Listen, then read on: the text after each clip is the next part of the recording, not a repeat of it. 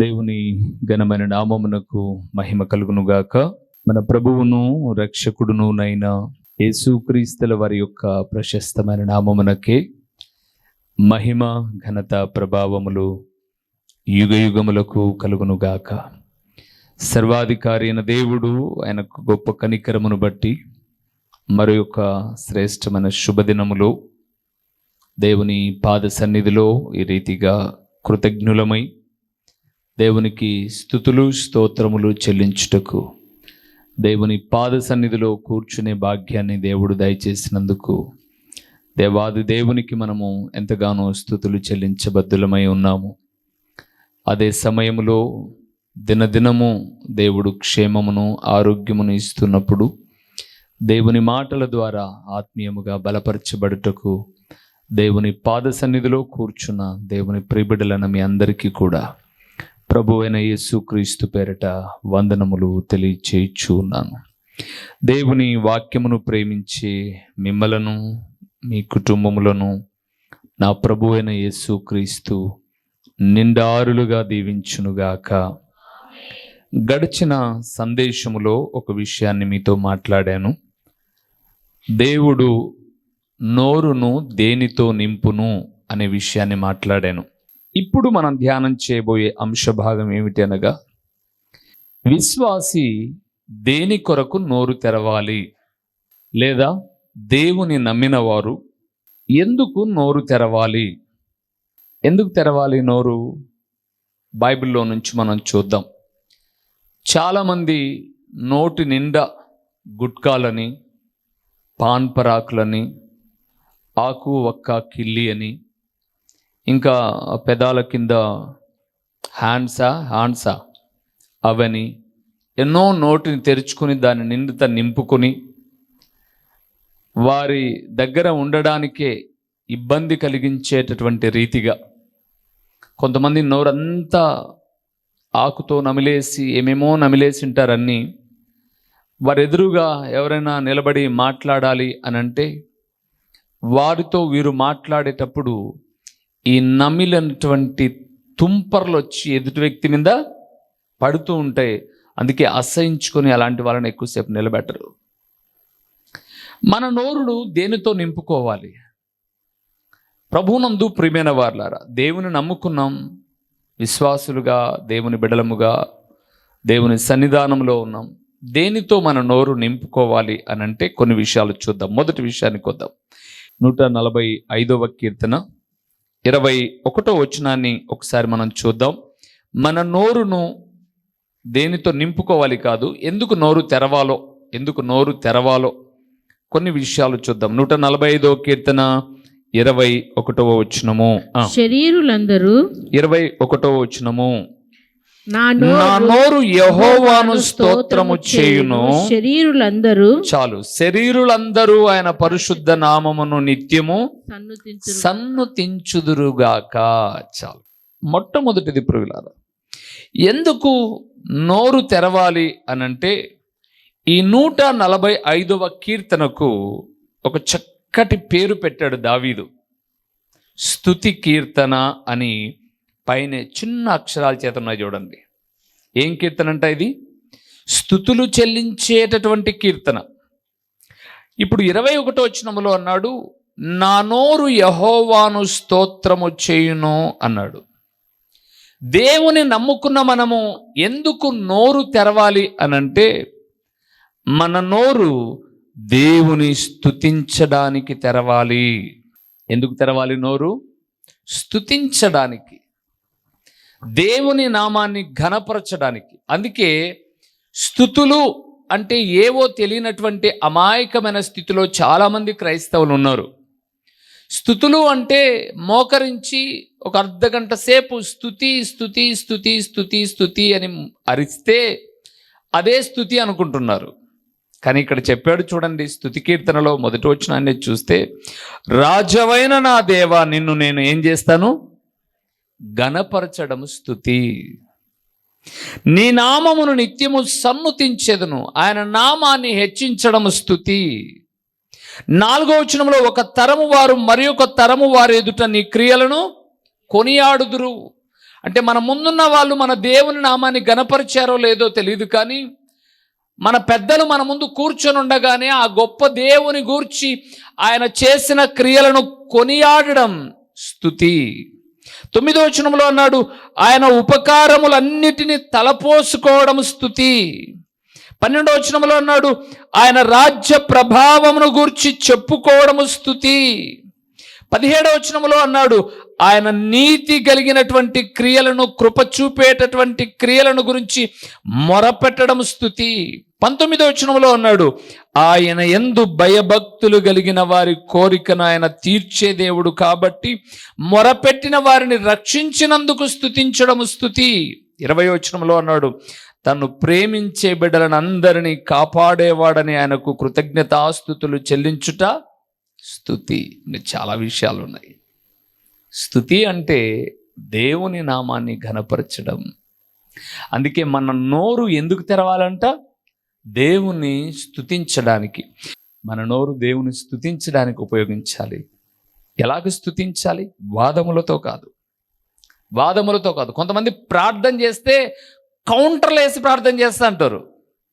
కౌంటర్లు వేసి అంటే ఇప్పుడు ఎదుటి వ్యక్తిని ఏమైనా అనాలనుకోండి, అనలేరు. వీళ్ళు అనలేరు కాబట్టి వీళ్ళు ప్రార్థన చేసేటప్పుడు ఏం చేస్తుంటారంటే, ప్రభువా వాళ్ళు ఇటన్నారు, ప్రభు అటన్నారు అంటే యేసు ప్రభుల వారు ఇప్పటిదాకా విననట్టు ఇప్పుడు ఈమె చెప్పగానే వినేటట్టుగా. ఎంత అవివేకం చూడండి. ఎదుటి వ్యక్తులతో వాదనలు పెట్టుకునే రీతిగా వాదముల కొరకు నోరు తెరుస్తారట. మరికొందరు ఎందుకు తెరుస్తారంట నోరు? 10వ కీర్తనకి రండి, ఒకసారి చూద్దాం. 7వ వచనానికి వద్దాం. 10వ కీర్తన 7వ వచనం. వీళ్ళేమి నోరు తెరుస్తారు అని అంటే 10వ కీర్తన 7వ వచనాన్ని మనం చూస్తే, వారి నోరు శాపముతోను కపటముతోను వంచనతోను నిండి ఉన్నది. వారి నాలుక క్రింద పాపం అయింది, వద్దులేండి, ఇక్కడ ఆగుదాం. 7వ వచనంలో వారి నోరు ఎలాగుందంట?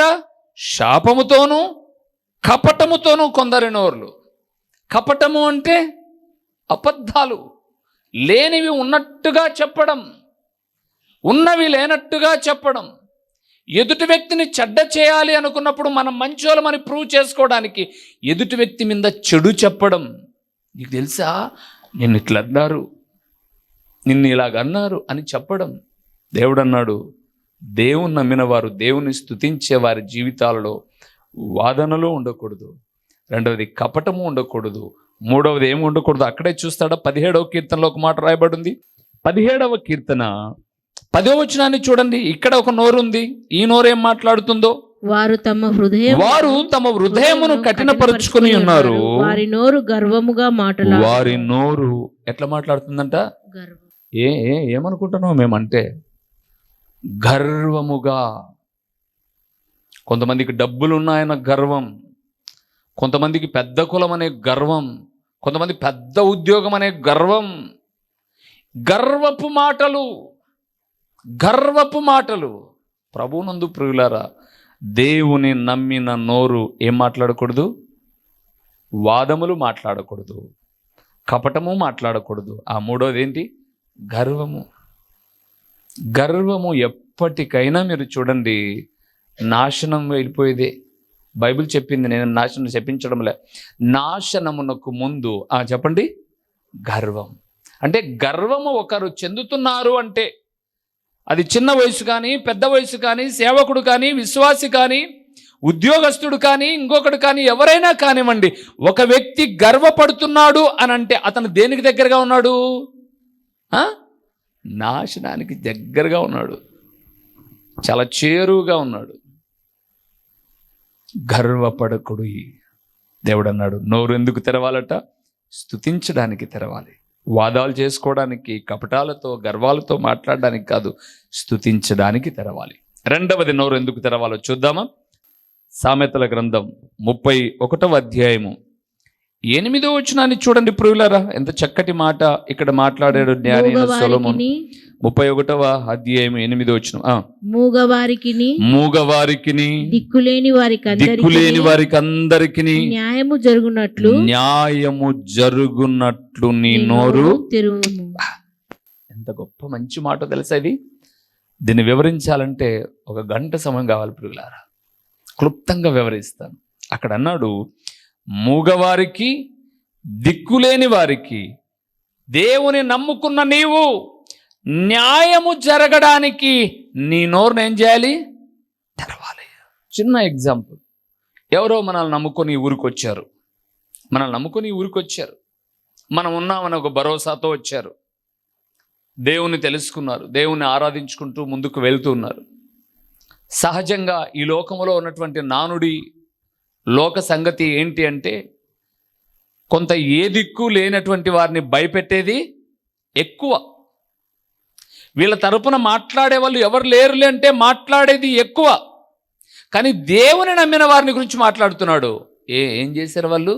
న్యాయంగానే ఉన్నారుగా, ఎవరు లేరన్నా వాళ్ళ మీదకి అంత మాట్లాడడం తప్పు అది అని మన నోరు తెరిచి న్యాయము గురించి మాట్లాడాలంట. కానీ దౌర్భాగ్యం ఏంటో తెలుసా? నీ దిక్కున్న చోట చెప్పుకోపని చెప్పి మనమే అన్యాయంగా మాట్లాడితే, మన వాళ్ళను మనమే అన్యాయంగా మాట్లాడితే, ఇంక నువ్వు నమ్ముకున్న దేవునికి చేసే ప్రార్థనకు ఏమన్నా సంబంధం ఉందా? ఏముండదు. ప్రస్తుత రోజులు ఎలాంటివంటే న్యాయాన్ని సైతం అన్యాయంగా మార్చే రోజులు. దేవుని నమ్మిన వాళ్ళు ఎలాగుండాలో తెలుసా ప్రియులారా? మేము ఏ దిక్కు లేనటువంటి వాళ్ళం అయిపోయాము అంటే, అరే అలాగెందుకు అనుకుంటావు? దేవుడు ఉన్నాడు, ఆయన బిడ్డలమైన మేము కూడా ఉన్నాంలే నీ వెంట. బహుశా నీకు అన్ని విషయాల్లో మేము సహాయం చేయలేకపోవచ్చు, కనీసం నీ బాధపడుతున్నప్పుడు మేమున్నాం అనే ఒక భరోసా నీకు ఇస్తాం, ఆందోళన పడగాకు అని మనం అందించే ఒక ఓదార్పు మాట న్యాయముగా మాట్లాడడానికి నోరు తెరవడం. అవును ప్రియులారా, అందుకే అన్నాడు, న్యాయముగా మాట్లాడడానికి నోరు ఏం చేయాలా? తెరవాలా. దేవుని నమ్ముకున్న వాళ్ళు దేవుని స్తుతించడానికి నోరు తెరవాలా. రెండవది న్యాయంగా మాట్లాడడానికి. ఎందుకంటే ప్రస్తుత రోజుల్లో న్యాయానికి భిన్నంగా నడుచుకుంటున్న రోజులు కాబట్టి న్యాయంగా మాట్లాడడానికి. అందుకే ఇక్కడ రెండు వ్యక్తులను చెప్పాడు. ఒకటి మూగవారు, రెండవది దిక్కులేని వారు. వీళ్ళకు న్యాయం జరగాలి అంటే, దిక్కులేనిలకు న్యాయం జరగాలంటే ఎవరో ఒకరు దిక్కుగా ఉండాలి. మూగ వాళ్ళ తరపున మాట్లాడాలి అంటే వాళ్ళకి ఎంతసేపు ఉన్న నోరు లేదు, బెబ్బా అనే వాళ్ళే వాళ్ళు. కానీ వారి తరపున మాట్లాడే వ్యక్తిగా ఒక వ్యక్తివి నువ్వు ఉన్నావు అని అంటే దేవుడు నిన్ను తన హృదయపు హక్కున చేర్చుకొని దీవిస్తాడు ప్రియులారా. కాబట్టి మన జీవితంలో గుర్తుపెట్టుకోండి, మన నోరు తెలవాల్సిన దేవుని స్తుతించడానికి, న్యాయంగా దిక్కులేని వాళ్ళ తరపున మాట్లాడడానికి. కొంతమంది ఏ దిక్కు లేదు అని అనుకుంటే చాలా గర్వంగా మాట్లాడతారు, కానీ వారి పక్షాన ఎవరుంటారు? దేవుడు ఉంటాడు ప్రియులారా, దేవుడు ఉంటాడు. ఈ పులివెందుల పట్టణంలో ఏ దిక్కు లేకోకుండానే వచ్చామండి మేము.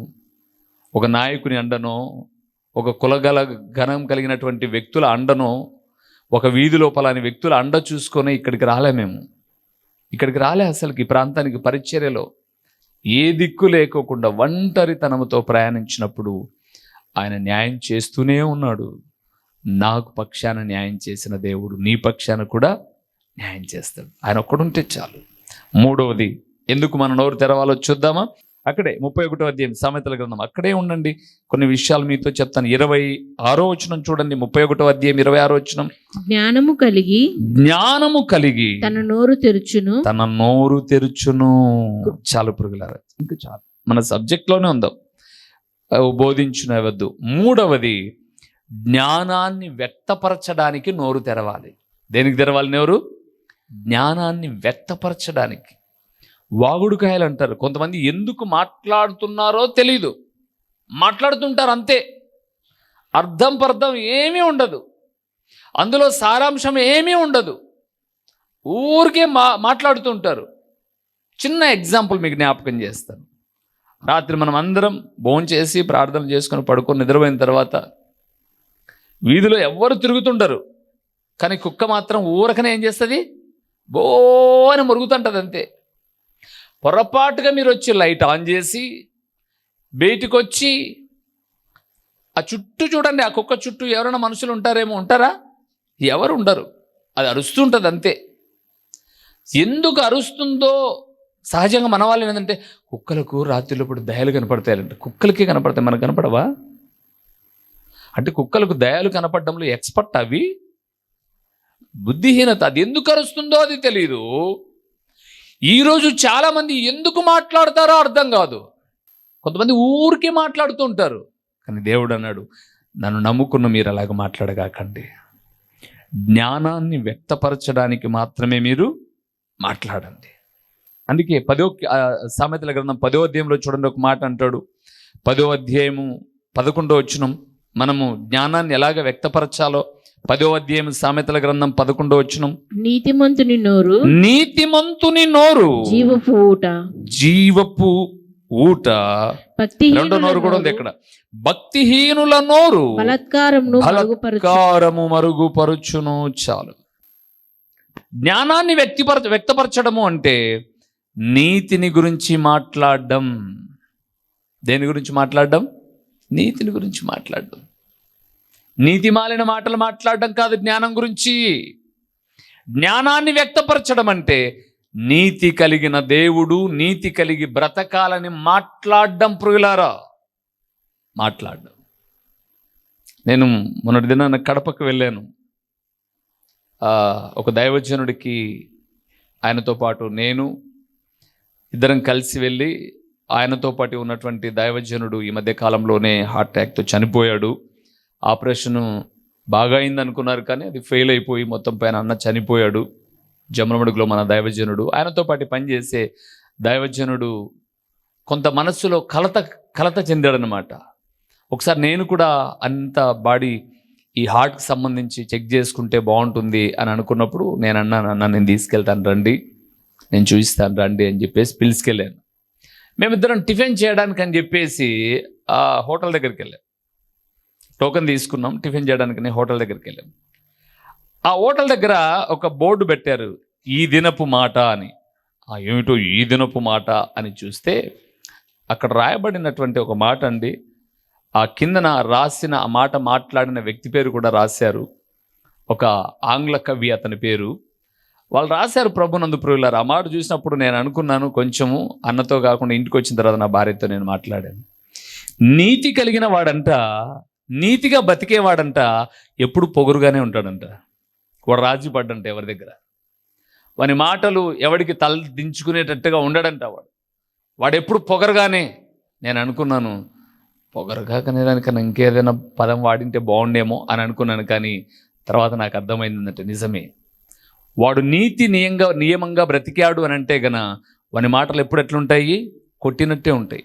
తప్పు చేసేవాడే తప్పించుకోవడానికి వాళ్ళు చేయాలా, వీళ్ళు చేయాలా, వాళ్ళు చేయాలా, వీళ్ళు చేయాలని అందరినీ పక్కన వాళ్ళని చూపిస్తాడు. కానీ నీతిగా బ్రతికేవాడు ఎప్పుడు పొగరుగానే మాట్లాడతాడు. ఇక్కడ అన్నాడు, నీతి కలిగినటువంటి మాటలు మాట్లాడడానికి, జ్ఞానాన్ని వ్యక్తం చేయడానికి నోరు తెరవాలి. రెండోది అక్కడే 10వ అధ్యాయం 31 వచనం చూడండి. అదే అధ్యాయంలో ఇంకొక మాట రాయబడింది, నీతిమంతుని నోరు జ్ఞానోపదేశము చేయును, పలుకును మూర్ఖపు మాటలు పలుకు నాలుక పెరికివే. మూడవది అక్కడే నీతిమంతుని నోరు ఏం పలుకుతుందంట? జ్ఞానోపదేశం. అక్కడే 12:6లో కూడా చూడండి, చాలా మంచి మాట రాయబడింది. 12వ అధ్యాయం 6వ వచనం, సామెతల గ్రంథం 12:6లో, భక్తిహీనుల మాటలు నరహత్య చేయ పొంచువారి వంటివి, యథార్థవంతుల నోరు వారిని ఏం చేస్తుంది? విడిపిస్తుంది. ప్రభువునందు ప్రియమైన వారలారా, మన నోరు దేవుని స్తుతించడానికి, మన నోరు ఏ దిక్కు లేదన్నటువంటి వారి తరపున మాట్లాడడానికి, న్యాయంగా మన నోరు జ్ఞానాన్ని వ్యక్తపరచడానికి. ఇప్పుడు మీరు చెప్పండి, జ్ఞానము అనగానే ఒక మాటలో చెప్పమంటే ఏం చెప్తారు మీరు? దేవుని వాక్యమే చెప్తారు. ఎస్, దేవుని వాక్యాన్ని వ్యక్తపరచడానికి, దేవుని నామాన్ని వ్యక్తపరచడానికి, దేవుని గొప్పతనాన్ని పదుగురికి చాటి చెప్పడానికి మన నోరుని ఏం చేయాలి? తెరవాలి. 119వ కీర్తన 131వ వచనం, నీ ఆజ్ఞల యందైన అధిక వాంఛ చేత నేను నోరు తెరచి ఒగర్చుచున్నాను. చాలు. ప్రభునందు ప్రియులారా, నోరు మొదటిది దేవుని స్తుతించడానికి తెరవాలట, రెండవది న్యాయము మాట్లాడడానికి తెరవాలట, మూడవది జ్ఞానాన్ని వ్యక్తపరచడానికి తెరవాలట, మూడవది ఆజ్ఞలను ప్రకటించడానికి లేదా ఆజ్ఞలను గూర్చి ఎదురు చూడు. ఒగర్చడం అంటే ఇంకా కావాలని ఎదురు చూడడం. అక్కడ ఒక పదం వాడాడు 131లో, మీరు చూశారు లేదో, నీ ఆజ్ఞల ఎందైన అధిక వాంఛ చేత అన్నాడు. వాంఛ అనే పదము పాత నిబంధనలో ఆదికాండం 3వ అధ్యాయంలో మనకు వస్తుంది. ఎవరి దగ్గర? ఆదాము అవ్వల దగ్గర.